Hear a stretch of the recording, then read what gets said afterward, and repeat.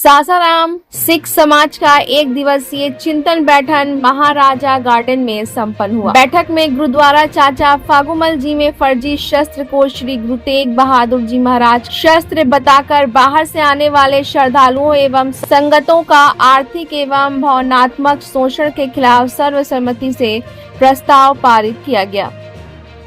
एक स्वर से हजारों की संख्या में मौजूद साध संगत ने सासाराम में सिख इतिहास के नाम पर फर्जी कहानियां, फर्जी शस्त्र को खारिज किया एवं देश दुनिया के लोगों से इसके झांसे में नहीं आने की अपील की। वहीं उपस्थित जन समूह में मनगढ़ंत इतिहास और नकली शस्त्रों के प्रदर्शन की कड़े शब्दों में निंदा की।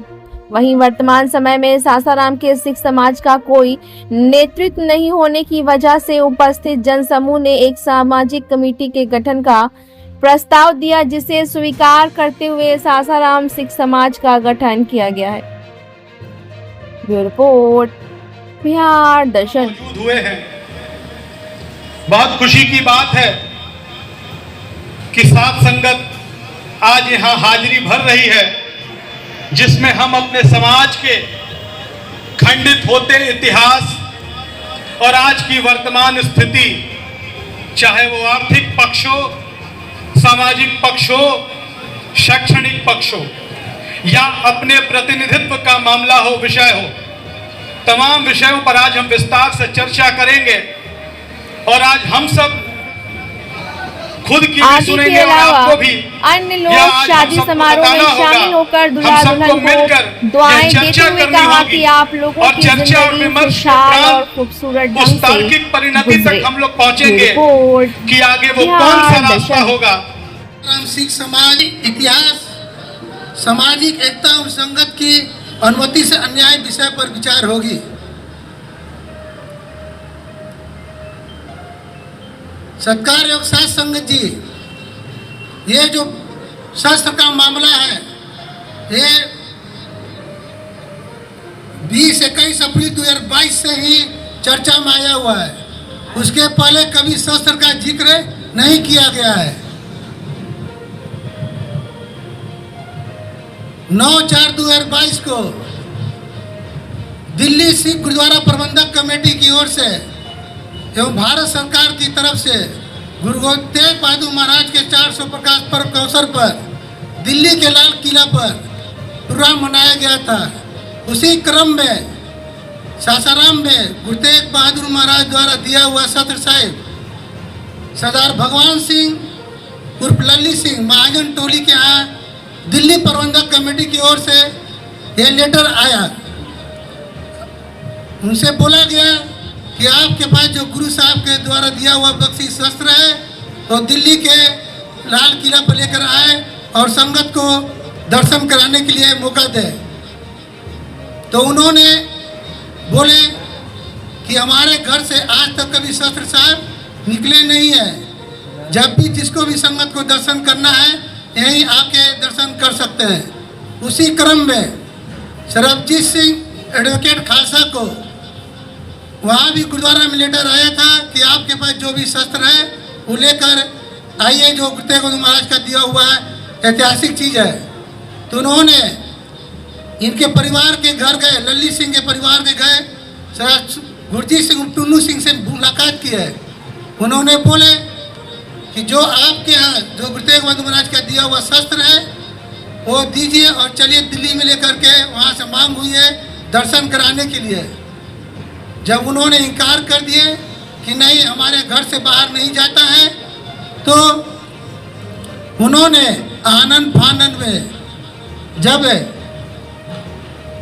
जो गुरुद्वारा चाचा फागुमल में बरसों पहले पुरातन मर्यादा के अनुसार चंडी चरित की पाठ होती थी दशहरा पर्व में, वो शस्त्र रख करके उसे केला और भतुआ काटा जा सकता है। वो बिना संगत के इजाजत के न बिना संगत को बताए हुए वो किस तरह से महाराज का किस तरह से शस्त्र लेकर चले गए पता नहीं चला और कब आया पता नहीं चला।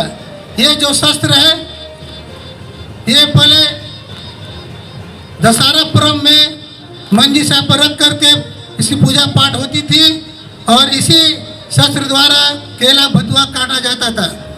और इसमें कुछ शस्त्र है जो निहंग नारायण सिंह जब सासाराम में आए थे तो उस समय उन्होंने शस्त्र मंगाए थे नौजवानों को गतका सिखाने के लिए। वो जब उनके अकाल चौलाना हो गई तो उन्होंने कुछ शस्त्र गुरुद्वारे में 2-4 गुरुद्वारे में वितरित करवा दिए। उनके नहीं रहने के बाद चला गया। वो शस्त्र उठा करके जो गतका खेला जाता था, चंडी चंद का पाठ होता है, वो ले आकर वहाँ के दिल्ली के संगत को बेवकूफ़ बनाया गया। ये गुरु तेग बहादुर महाराज का शस्त्र है। जब हम लोग को पता चला कि ये वहाँ फर्जी शस्त्र दिखाए 2022 में, तो हम लोग उसका विरोध जबरदस्त किए। दिल्ली में सरबजीत सिंह जो खालसा हैं, सासाराम में अपने आप को जत्थेदार कहते हैं और दिल्ली में जाकर के वहाँ प्रधान बन गए। दिल्ली में हम वहाँ के प्रधान हैं। प्रधान बन करके वहाँ से बहुत सारी माराएँ एकत्रित हुई। अभी तो उसका क्या लेखा जोखा है किसी को कोई पता नहीं है।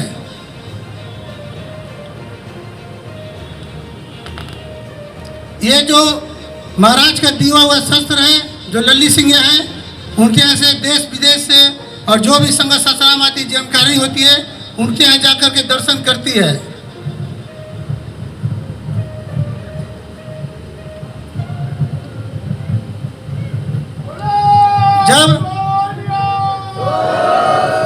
जब हम लोग को दिल्ली में पता चला इन्होंने फर्जी शस्त्र दिखाया लाल किला चौक पर चाचा गुरु तेग बहादुर महाराज के नाम पर, तो हम लोग तत्काल पटना साहिब के पंच प्यारे को 21 अगस्त 2024 को एक आवेदन दिए कि फर्जी शस्त्र के मामला पर ये जब उनको पंच प्यारे को दिया गया तो पंच प्यारे ने 16/8/2024 को सरबजीत सिंह खालसा को एक चिट्ठी लिखे कि आप सासाराम की संगत द्वारा सरदार सरबजीत सिंह अधिवक्ता सेंट्रल गुरुद्वारा प्रबंधक कमेटी सासाराम, वाहिगुरु जी का खालसा, वाहिगुरु जी की फतेह। गुरुद्वारा चाचा फागुमल साहिब सासाराम के कुछ श्रद्धालुओं की ओर से आपके विरुद्ध 11 अगस्त 2024 को एक लिखित शिकायत प्राप्त हुई है, जिसमें लिखा है कि आप गुरुद्वारा साहिब में श्री गुरु तेग बहादुर जी के नाम पर नकली शस्त्र के दर्शन और इतिहास को तरोड़ मरोड़ कर श्रद्धालुओं को गुमराह कर रहे हैं। इसलिए उपरोक्त सभी मामलों को लेकर तख्त श्री हरमंदिर जी पटना साहिब के आदरणीय पंच प्यारे साहिबानों के एक बैठक हुई, जिसमें लंबी चर्चा के बाद यह निर्णय लिया गया है कि समूह श्रद्धालु 25 अगस्त 2024 को दोपहर 12 बजे तक पहुंचकर तख्त साहिब जी के पंच प्यारे साहिबानों के समक्ष पेश होकर उपरोक्त सभी शिकायतों पर अपना स्पष्टीकरण दे। इन्होंने पंच प्यारे सरबजीत सिंह खालसा को बुलाए, उनके बुलाने पर उन्होंने उपस्थित नहीं हुए। फिर दूसरा लेटर इशू हुआ पंच प्यारे की तरफ से,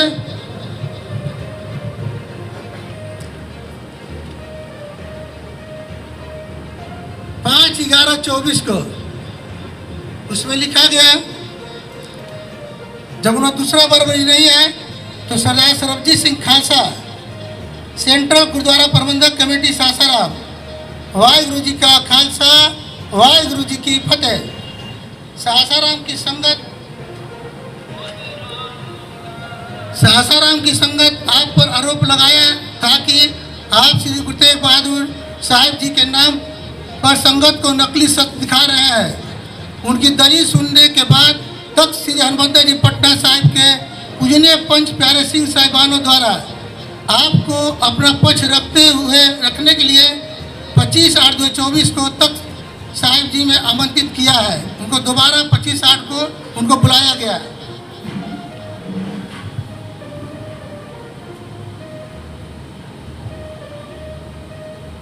मैंने बुलाया गया था। हालांकि आप पहले से ही गुरुद्वारे के दर्शन के लिए अमृतसर जाने के लिए कार्यक्रम बना चुके थे। उन्होंने पंच प्यारे से बहाना कर और टिकट बना के अमृतसर के लिए टिकट बना कर चले गए कि हमको अमृतसर जाना है। बहाना करके वो निकल गए।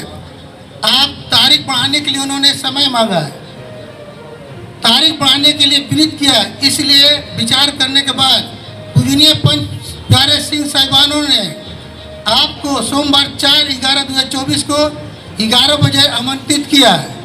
लेकिन आप समय पर नहीं पहुंचे।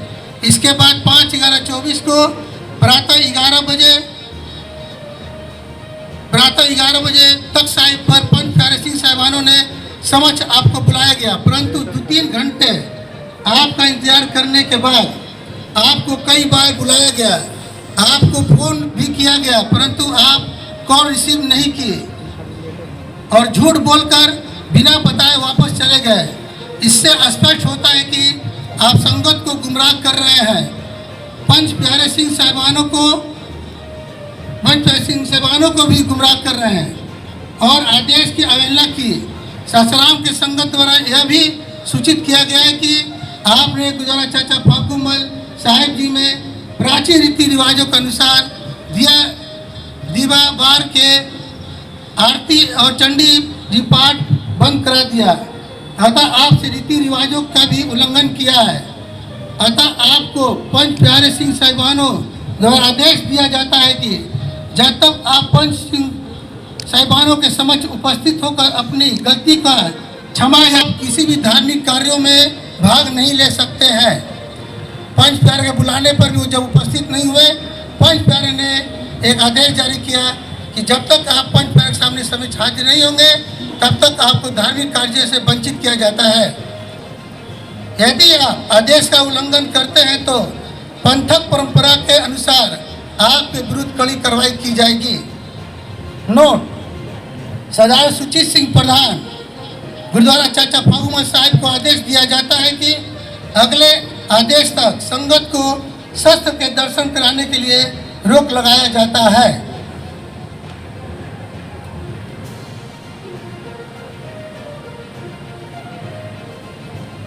जब तीसरा बार बुलावा आया दोनों पक्ष को, तो उस समय सरबजीत सिंह खालसा प्रबंधक कमेटी के साथ वहां पर उपस्थित हुए। जब उन पर धार्मिक रोक लगाया गया तो बौखला गए। उसी उपलक्ष्य में उन्होंने जाकर पंच प्यारे के सामने उपस्थित हुए। तब उन्होंने दोनों पक्षों को बैठा करके दोनों लोगों से सबूत मांगा गया कि गुरु तेग बहादुर महाराज का दिया हुआ सत्य का कोई पूर्व सबूत है तो आप लोग दीजिए। उसी क्रम में 11/12/2024 को पुनः दोनों पक्षों के बीच बैठाकर बात हुई। आज दिनांक 11 दिसंबर 2024 को तख्त श्री हरमंदिर जी पटना साहिब के पूज्य पंच प्यारे साहिबान एकत्रित हुए। गुरुद्वारा चाचा फागुमल साहिब के संगतों के शिकायत प्राप्त हुई थी कि श्री अशोक भैया और अन्य लोग, बहुत सारे लोग, समय ज़्यादा हो रहा है तो एक इन लोग का कहना है कि सासाराम सिख समाज का एक गठन कर दिया जाए। सर्वसाध संगत अगर अनुमति दे गजारा गजा के तो हम बताएंगे, उनका समर्थन आप कीजिएगा, उनका नाम का प्रस्तावना कीजिएगा, यह हम आपसे अनुरोध करेंगे। अगर चाहते हो तो गजारा गजा का अनुमति दें।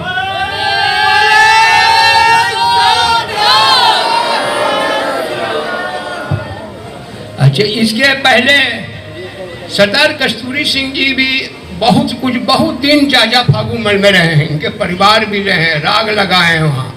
हमारे भी दादा बाबा सब कोई राग लगाए, सब वहाँ 20 वर्ष तो हम ही रहे।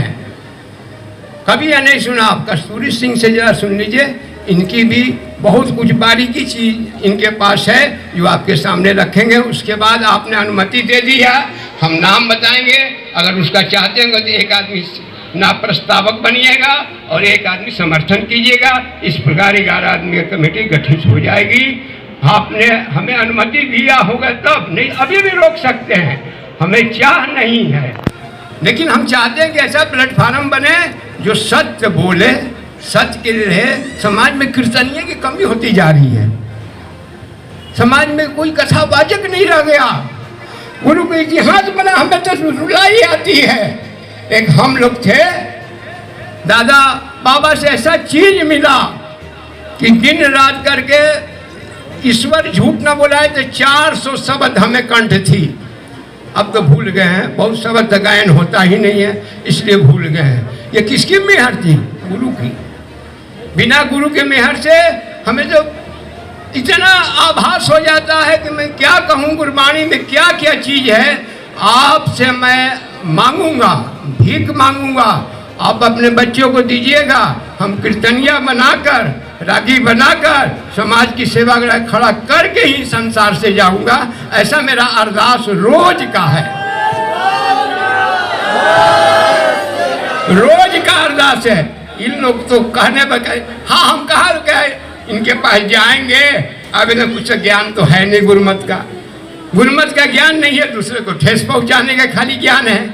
काम करेंगे उदय सिंह, नाम हो बाबा बलवंत सिंह का, नाम हो बाबा सर्वजीत सिंह का, ऐसा काम होने वाला है? ये सिख धर्म है, सच्चाई का धर्म है, सच का पहलू है। जो काम करेगा नाम भी उसी का होना चाहिए, यही है धर्म है। अब हम कस्तूरी सिंह से अनुरोध करेंगे कि अपने और नहीं गुरु का दिया हुआ चीज था।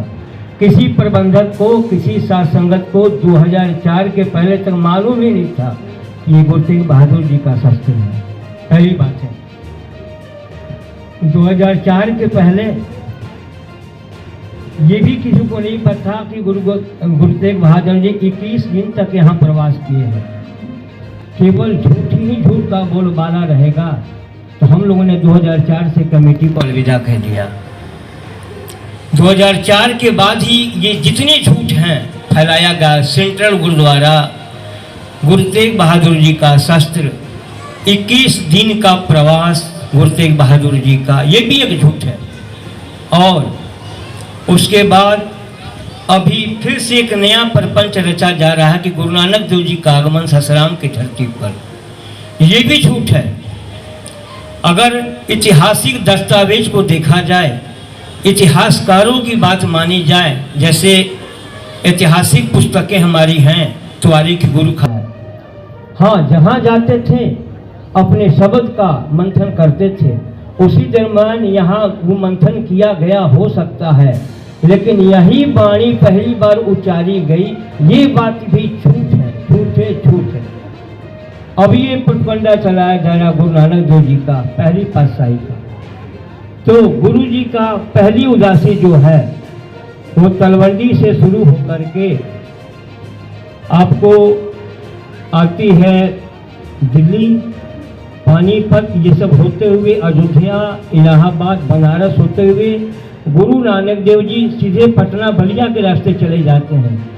पटना से सिर्फ बोध गया और गया आते हैं, फिर वापस नवादा होते हुए वो असम चले जाते हैं, वहाँ से ढाका, बर्मा होते हुए फिर हिंदुस्तान में आते हैं, जगन्नाथपुरी में जाकर के आरती का उच्चारण करते हैं। हो चुका है, बहुत से प्रमाण उदय सिंह ने दिखाया है, जो सत्य प्रतीत होता है।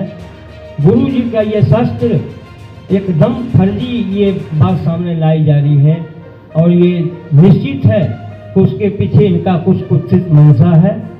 मैं बहुत डीपली नहीं जा सकता, समय काफ़ी हो चुका है। प्रबंधकों का आदेश है कि कम शब्दों में अपनी बात रखी जाए। तो ये शास्त्र फर्जी है, ये पूरी तरह साबित है हम लोग के नज़र में, क्योंकि हमारे बाबूजी भी सन 50 से चाचा फगूमल में ग्रंथी थे। उनके द्वारा बहुत सी ऐतिहासिक बातें हमें बताई गई हैं, बचपन से ट्रेनिंग दिया गया है। कभी भी इन शस्त्रों को गुरु तेग बहादुर जी का शस्त्र नहीं बताया गया, बल्कि एक ही शस्त्र बताया गया जो सरदार परिवार में आज भी सुशोभित है। इन्हीं शब्दों के बाद मैं अपने शब्द को विराम देता हूँ।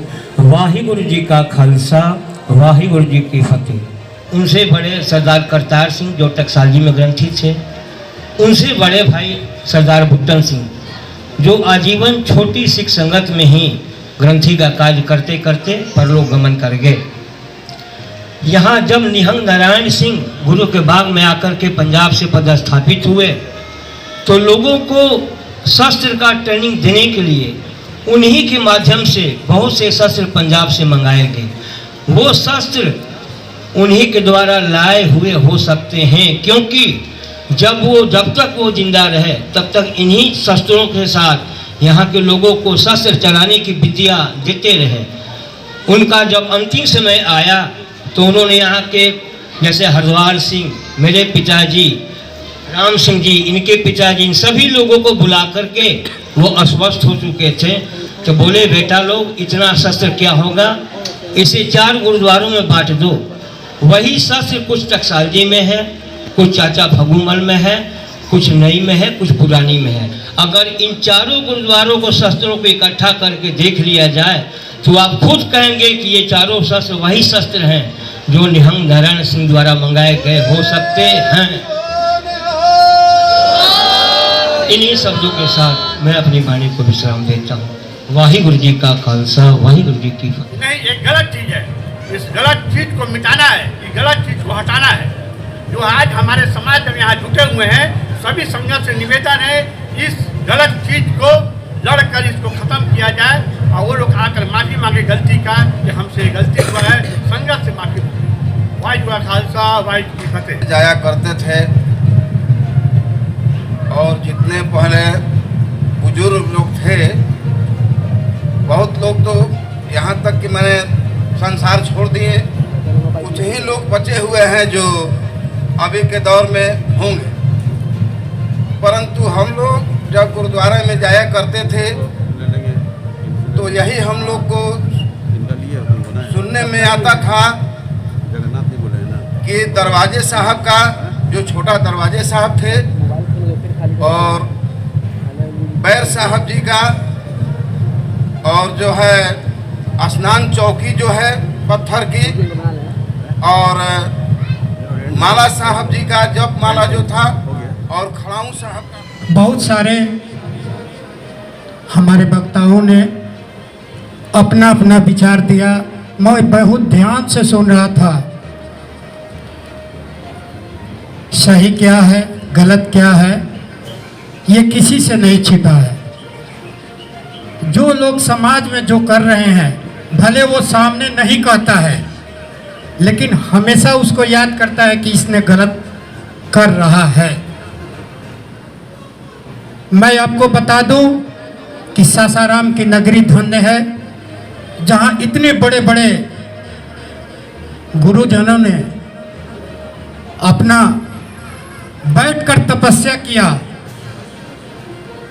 और बहुत सारे सूफी संत यहाँ आए जिन्होंने अपना अपना छाप छोड़ गए। मैं ज़्यादा न कहते हुए आप सभी को गागर में सागर भरने की बात बोल रहा हूँ। समाज से बढ़कर कोई नहीं है। समाज जिसको चाहे जहाँ उठा के बैठा दे, जिसको चाहे कुर्सी से उठाकर नीचे बैठा दे। ये समाज का ताकत होना चाहिए। आज उदय जी, हम कभी से सुन रहे थे कि हमारे उदय जी के निर्देशन में हम सभी को सही का साथ देना है, इनके साथ भी रहना है। मैं बड़ी पुरानी संगत के अध्यक्ष होने के नाते मैं आप सभी के सामने इतना कह रहा हूं कि जिस समय भी मेरी आवश्यकता पड़े, मैं साथ संगत को इतना कह रहा हूं कि मैं खड़ा रहूंगा।